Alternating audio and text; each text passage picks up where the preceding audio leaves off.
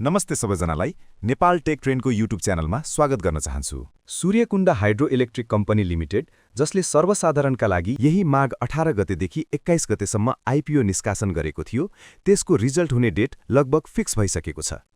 कम्पनीको शेयर निष्कासन तथा बिक्री प्रबन्धक कुमारी क्यापिटल लिमिटेडका अनुसार माघ 28 गतेसम्ममा यसको प्री एलॉटमेन्टको काम सम्पन्न गर्ने लक्ष्य रहेको छ। यसको मतलब अब छिट्टै नै सबै प्राविधिक काम सकेर आइपिओ रिजल्ट सर्वसाधारणमाझ पब्लिस्ड हुनेछ। त्यो कहिले पब्लिस्ड हुनेछ त्यसको बारेमा हामी एकछिनमा चर्चा गर्ने नै छौं। यो हाइड्रो पावरको इपिएस अन्य हाइड्रो पावर भन्दा धेरै नै राम्रो भएको हुनाले यसको नतिजा सम्पूर्ण लगानीकर्ताहरूको लागि प्रतीक्षाको विषय बनेको छ। यस कम्पनीको 10 किता आइपिओबाट पनि हजुरहरूले राम्रो नाफा प्राप्त गर्न सक्नुहुनेछ। म आजको यस भिडियोमा हजुरहरूलाई एउटा के कुरा भन्न चाहन्छु भने, यदि हजुरहरूलाई कुनै कम्पनीको आइपिओ परिहाल्यो भने बेच्न हतार चाहिँ नगर्नुहोला है। अहिलेको समयमा आइपिओ पर्ने कुरामा निकै नै कम्पिटिसन रहेको छ। प्राय गरेर 2-3 लाख जनालाई पर्ने आइपिओ निस्कन्छ, भर्ने हुन्छन् 22-25 लाख जना। अनि कहाँबाट पर्नु? जब एउटा कम्पनीको आइपिओ पर्न पनि कहिलेकाहीँ त वर्ष दिन कुर्न पर्छ, अनि परेको त्यो आइपिओ फेरि लिस्टेड हुन पाएको छैन, बेच्दिहाल्नुहुन्छ। 1000 रुपियाँ लगानी गरेर भरेको आइपिओ 2000 मा बेच्दा के फाइदा? त्यति जब 1000 रुपियाँ नाफा त वर्ष दिनभरिको मेरो शेयर अकाउन्ट, डिम्याट अकाउन्ट र सिएएसबिए चार्ज तिर्दैमा सकिन्छ, अनि हात लाग्यो शून्य। आइपिओ पर्नु र नपर्नुको कुनै अर्थ हुँदैन। आफूलाई परेको आइपिओको मूल्य कतिसम्म पुग्छ भनेर जान्नको लागि चाहिँ हामीले त्यस कम्पनीको इपिएस र नेटवर्थ थाहा पाउनुपर्छ। कम्पनीको इपिएस र नेटवर्थबाट नै हामीले कुन आइपिओको मूल्य हाईएस्ट कतिसम्म पुग्छ भनेर अनुमान लगाउन सक्छौं र त्यही अनुसार आइपिओ बेचेर राम्रो प्रॉफिट कमाउन सक्छौं। केही समय अगाडि खुलेका महिला लघुवित्त, जीवन विकास लघुवित्त जस्ता 10-10 किता जम्मा 20 किता आइपिओबाट 1 लाख रुपियाँसम्म कमायो भने कसैले त्यही आइपिओबाट जम्मा 8-10 हजार कमाए। सो आइपिओ परेर मात्र हुँदैन, त्यसलाई बेच्न पनि जान्नुपर्छ, अनि बल्ल कमाइन्छ पैसो। आजको यस भिडियोमा म हजुरहरूलाई कम्पनीको इपिएस र नेटवर्थ आफैले पत्ता लगाएर कसरी हाईएस्ट मूल्य सेट गरेर बेच्ने त्यो तरिका पनि सिकाउने छु। सो तपाईले आजसम्म पनि हाम्रो च्यानल सब्स्क्राइब गर्नुभएको छैन भने सब्स्क्राइब गर्नुहोला, साथै नजिकै रहेको बेल आइकनमा क्लिक गरेर अल नोटिफिकेसन अन गर्नुहोला। हामीले यो च्यानलबाट आइपिओ तथा शेयर सम्बन्धी यस्तै जानकारीमूलक भिडियोहरू प्रस्तुत गर्नेछौँ। यदि तपाईले दैनिक भिडियो हेरिरहनु भएको छ भने रेगुलर भनी लेख्नुहोला, पहिलो पटक हेरिरहनु भएको छ भने फर्स्ट टाइम भनी लेख्नुहोला, देशभित्रै हुनुहुन्छ भने आफ्नो गाउँ र ठाउँको नाम लेख्नुहोला, विदेशमा हुनुहुन्छ भने तपाईँ कुन देशबाट हेरिरहनु भएको छ त्यो कुरा तलको कमेन्ट बक्समा कमेन्ट गर्नुहोला। अब हामी सिधै यो हाइड्रो पावरको आइपिओ रिजल्ट कहिले हुँदैछ, कतिजनालाई पर्छ, दोस्रो बजारमा यो अब कहिले सूचीकृत हुन्छ र 10 किता आइपिओ पर्नु हुनेले के कति मुनाफा कमाउन सक्नुहुन्छ र कम्पनीले हामीलाई बोनस, लाभांश र हकपत्र शेयर दिने क्षमता छ कि छैन भन्ने जस्ता सम्पूर्ण विषयमा विस्तृत रूपमा चर्चा गर्नेछौँ। भिडियो अन्त्यसम्म नछुटाई हेर्नुहोला। कुमारी क्यापिटलले आफ्नो प्री अलॉटमेन्ट काम माघ 28 गतेसम्म सम्पन्न गरेर फागुन 3 गते मंगलबार यसको बाँडफाँड हुने तयारी हुँदैछ। आइपिओ रिजल्ट हजुरहरूले सिडिएससीको आधिकारिक वेबसाइट iporesult.cdsc.np, बिक्री प्रबन्धक कुमारी क्यापिटल वेबसाइट र मोबाइल एप शेयर हबबाट हेर्न सक्नुहुन्छ। मैले सबैभन्दा छिटो आइपिओ नतिजा चेक गर्ने लिङ्क डिस्क्रिप्सन बक्समा राखिदिएको छु। लिङ्कमा क्लिक गरेर नतिजा हेर्न सक्नुहुन्छ।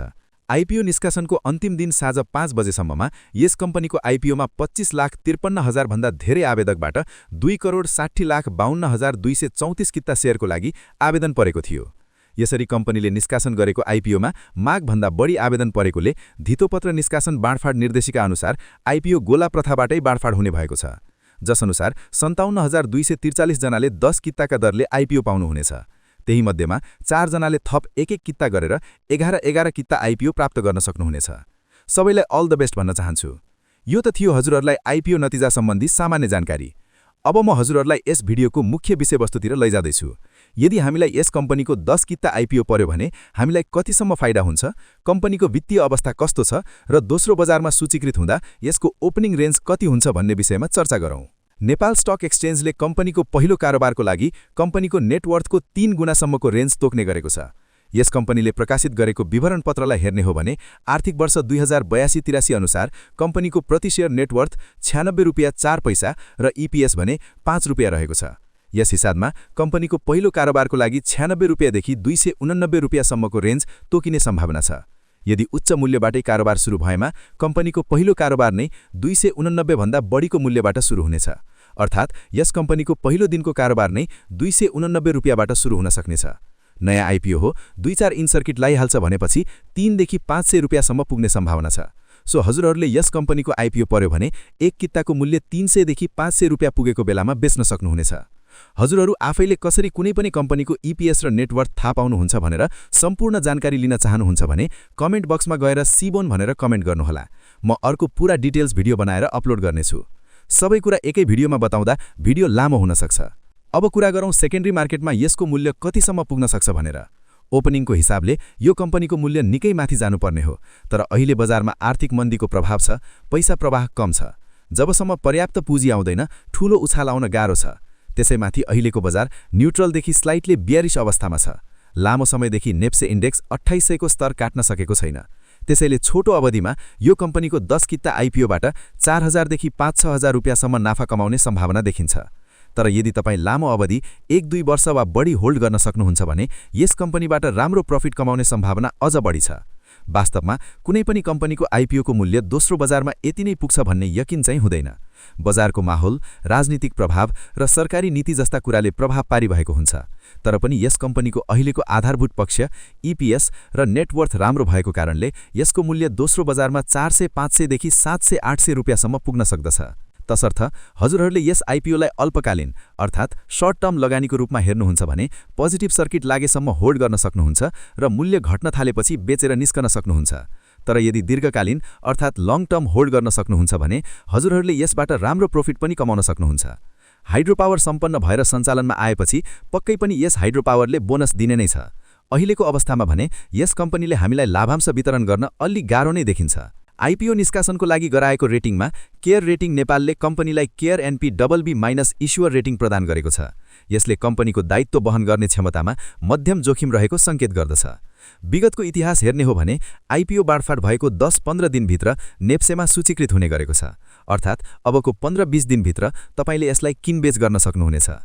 अब हामीले भर्खर खुलेका अन्य आइपिओहरूको बारेमा कुरा गर्नुपर्दा अन्नपूर्ण केबल कार लिमिटेडले पुनः आइपिओ निष्कासनका लागि नेपाल धितोपत्र बोर्ड SEBON मा आवेदन दिएको छ।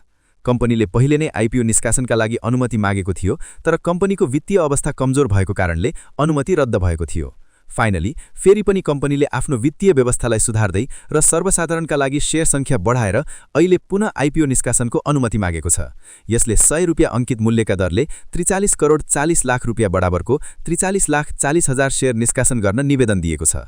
जुन कम्पनीको आइपिओ गोला प्रथाबाट करिब 4,34,000 जना लगानीकर्ताले 10 किताका दरले शेयर पाउनेछन्। Hotel forest in IPO update.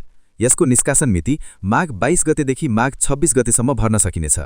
आवेदन अवस्था पहिलो दिनमै 7,17,000 भन्दा बढी लगानीकर्ताले आवेदन दिएका छन्, जुन माघभन्दा 2.49 गुणा बढी छ। वित्तीय अवस्था यसको प्रति शेयर आम्दानी भने RS 16.86 ऋणमा छ भने प्रति शेयर नेटवर्थ भने RS 90.65 रहेको छ। भुजुङ हाइड्रो पावर नतिजा अपडेट। आज हुने भनिएको प्री अलटमेन्ट केही प्राविधिक कारणले ढिलाइ भएको छ। यसमा 26,65,000 भन्दा बढीले आवेदन दिएका छन्, जसमध्ये 83,000 जना भाग्यमानी आवेदकले मात्र 10 किता शेयर प्राप्त गर्नेछन्। यदि भोलि प्री अलटमेन्ट भयो भने आगामी सोमबारसम्म नतिजा आउन सक्छ। हस्त साथीहरू, यसरी Suryakunda hydro electric company IPO बाँडफाँड मिति फिक्स भएको छ। सबैलाई अल द बेस्ट भन्न चाहन्छु। आइपिओ पर्यो भने हतार गरेर नबेच्नुहोला, एउटा राम्रो मूल्य आएपछि मात्र बेच्नुहोला। आशा गर्दछु आजको यस भिडियो मन पर्यो होला। मन परे लाइक, शेयर र सब्स्क्राइब गर्न नभुल्नुहोला। धन्यवाद।